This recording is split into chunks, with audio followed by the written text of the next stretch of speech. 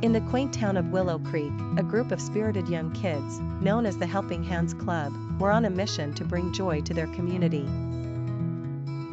Led by the energetic Lily, a 10-year-old with an infectious smile and a kind heart, the club had become a beacon of hope for many in their neighborhood. Lily believed that even small acts of kindness could make a big difference. Joining her were her friends Max, a thoughtful boy who was always ready with an encouraging word, and Zoe, whose creativity knew no bounds. One day, while the group was brainstorming their next project, they learned about an elderly woman named Mrs. Summers.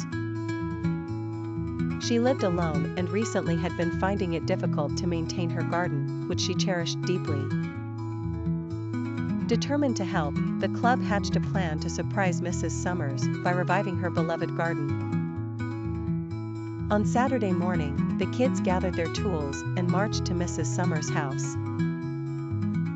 Armed with shovels, watering cans, and a bag of seeds, they quietly made their way to the backyard. Max took charge, guiding the younger members on how to plant flowers and prune the shrubs.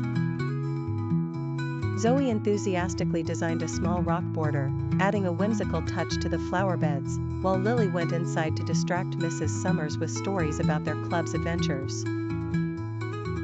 Mrs. Summers was delighted by Lily's tales, her laughter filling the room. When Lily couldn't hold the secret any longer, she led Mrs. Summers outside. The elderly woman gasped in shock and then joy as she saw the transformed garden, blooming with vibrant colors and neatly arranged flower beds. Tears glistened in her eyes as she whispered words of gratitude.